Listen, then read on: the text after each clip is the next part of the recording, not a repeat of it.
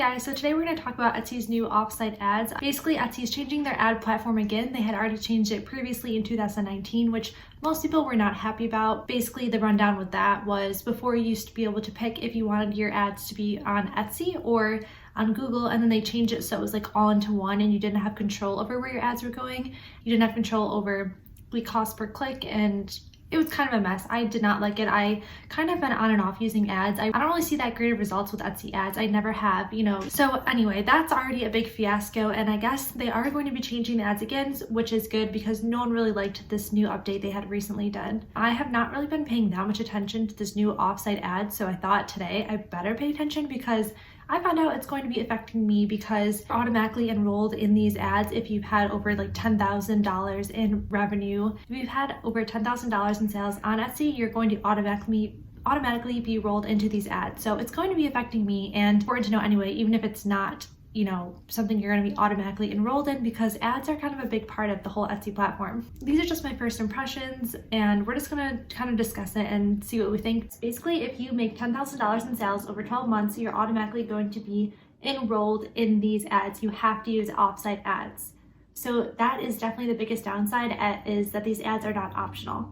There are some positives that I see to these ads, which we'll kind of go through as we talk about it. One of them being that you're only going to get charged if you make a sale from that ad. So that's the good thing, because before it was on cost per click, and if you are automatically enrolled in these offsite ads, you're only going to be charged at 12%, versus if you don't have the $10,000 in revenue, you're going to be charged 15%. And it's only when you make a sale. I just want to make that clear. It's only when you make a sale. So if it was not when you made a sale, then I think there'd be a lot more reason to be upset about it. Another thing that I read in the Q&A online is if you meet this $10,000 in sales, then your shop is automatically enrolled over the lifetime of the shop. So you're never not enrolled in this advertising, in this offsite advertising. You're always going to be a part of it. So unless your Etsy shop really doesn't make a ton of money for years and you never reach $10,000 in revenue, then you're never going to be enrolled. But I would say probably most shops eventually would be, because if you're going to be a long-term Etsy seller, there's a good chance you're going to be enrolled eventually, because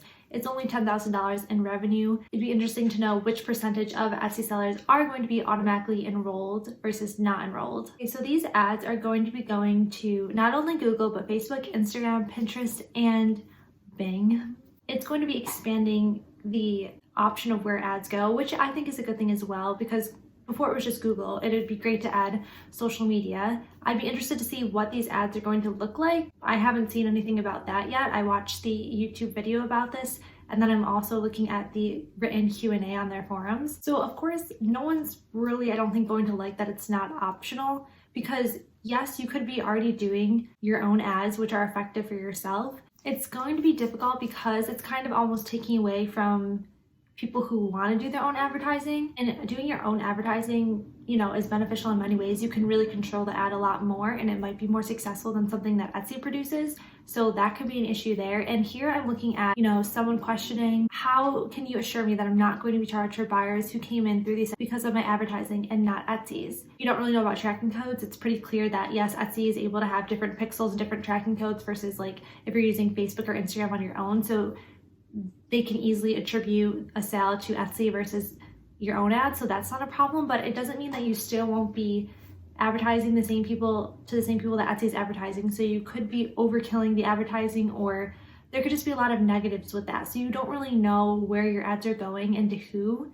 Eventually you'll be able to tell, I guess, my sales from Instagram, but you don't know who they're targeting, and you don't know how often, you don't know anything about that. So it's going to be kind of a game to see. It's just really going to depend on a lot of things. Right then and there, I see that being a pretty big issue. If you're not doing your own advertising though, I think that this could be a perk, because you're only paying when you're getting a sale. So if you're not doing your own advertising and you are intimidated by using Pinterest, Instagram, whatever, then this is a good thing. But it sucks that it's not optional. That's going to be the biggest downfall, I think, of like this entire conversation. So let's just go ahead and look at the Q&A. And the good thing also they said is if you refund or cancel the sale or whatever, then it's going to work like their other Etsy fees and you're going to get that money back. And I like how they just say shops who've made $10,000 or more in sales on Etsy in a 12-month period will benefit the most from offsite ads. I don't really know how they know this. I don't know what they're going off of. So that's that's very interesting to me. I wish they would almost provide more data on how they made these decisions. Okay, so here's an interesting question. I'm in the over $10,000 in sales category, so they're going to be getting the ads. When someone clicks on my listing through Google, in parentheses, posted by Etsy, then goes without purchasing anything for 29 days, but on day 30, this person buys multiple items from my shop, Etsy takes 12% of the entire sale. What happens if that person becomes a regular customer? Does Etsy continue to take 12% of all sales generated by this customer forever? Which, that last part does not really make sense. That's not really how tracking makes sense, or that's not really how tracking codes work. Okay, so here's the Etsy response. The Offsite ad tool will apply to your order total if they purchase from your shop within 30 days of clicking on an ad featuring listings. If that new customer makes a purchase after visiting your shop directly, for example, from a bookmark or their shop favorites, you won't pay a fee if they have not clicked on an ad for one of your listings within the past 30 days. Anytime a shopper clicks on an ad for one of your items, that starts a new 30-day period. That's how tracking codes work. If you didn't know, they're able to track the period of, in this case, when they made the actual purchase. So let's say a customer clicks on your ad and it's in within the 30 days, but they don't purchase from that ad directly. They don't purchase from that link. You know, they go on about their life. It's been a week since they clicked it, and they go by themselves back to your Etsy and buy it. That would count. They would know that from the tracking that, you know, they came there from that ad originally, and they can charge you the 12%. So that's kind of how tracking pixels work. So that is called like attribution. They're attributing that purchase from the initial contact of that ad. So basically, if they were a returning customer, hopefully they don't get to you through an ad, but they might. That's just kind of the way advertising works though. So they might be a returning customer and they go back to your shop, they remember you, they have something they want to get, they go back to your shop, they hadn't clicked on the ad in 30 days, then no, it wouldn't count. But maybe they did click on an ad again in 30 days, they were targeted again. Again, we have no idea how Etsy is going to be targeting these people, so we don't know if that's a possibility. We don't really know what they're doing with the ads. They're just taking all the work out for you. And they could click on an ad and it would lead to another sale. You know, we don't really know. I think that this can be very confusing because some people don't have the knowledge about tracking pixels and how codes work and cookies and all that stuff, which I have minimal knowledge, but I do understand it. I have, you know, done advertising, social media advertising on Facebook myself for my job and just on my own. And here's another interesting question. For the Etsy ads run on these platforms, Google, Facebook, etc., are those ads for the Etsy brand or my shop's brand? How are those ads going to read? Are they exclusive ads to my shop? That is the one question that I have not really seen a good answer for. So the Etsy staff said, it's a mix of both. Each ad is a little different depending on the channel it's being advertised, for example, Facebook versus Google. But generally, offsite ads will showcase seller listings. They'll also include Etsy branding. Your listing will catch shopper's eye, and seeing a well-known name like Etsy will give them a boost. They need to feel confident about making a purchase from your shop. So it sounds like it's just going to be like their other ads that you see that, you know, if it's on Facebook, it's going to have the Etsy logo, but it's going to have maybe a variety of products. So you're likely to have your competitors' products against yours or similar items in the same category, maybe not direct competitors. I don't really see how that's a big deal. Again, you're not paying for anything unless you get a sale. I would see an issue if you were paying for a click and you don't want to be in these ads, but you have to be. But it's, again, only if you get a sale. So really going through this, people keep asking very similar questions and they keep giving pretty much the same answer to many of these questions. So the creative that appears, so someone again is asking about the ad look. The creative that appears in these advertisements is pulled directly from your listing, photos, titles, etc., and it's automatically selected by the ad network because it has high likelihood of being clicked. If you prefer your listing to be advertised with a different photo or title, you may consider updating that information on your listing directly.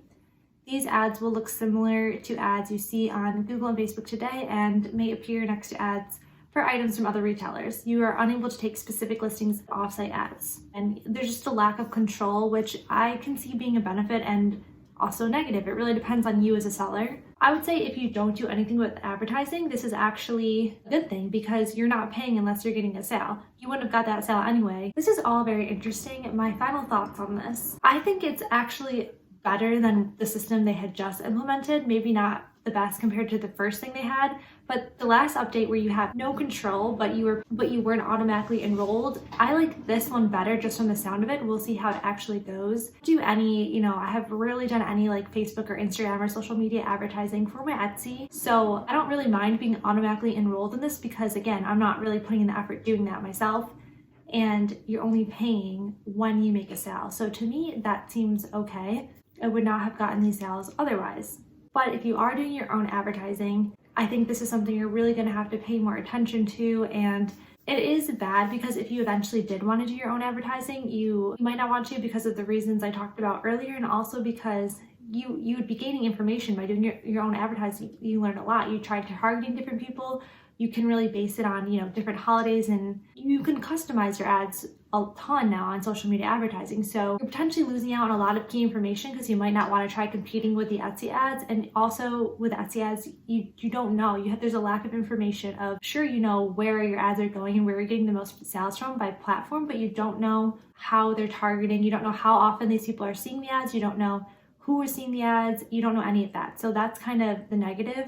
I don't know. I think it's very interesting. I am excited to see how it goes and what people think. This is just my first impressions video, and I would love to know what you guys think. If you think it's a bad thing, if you do advertising, what do you think you're going to do? If you're going to be automatically enrolled, if you aren't going to be automatically enrolled because you're under the $10,000, are you going to try it? Or are you just going to see how it goes and then try it, or never try it? Let me know. So thanks for watching. Hope you have a great day. I hope your Etsy is doing well, and I will see you in my next video.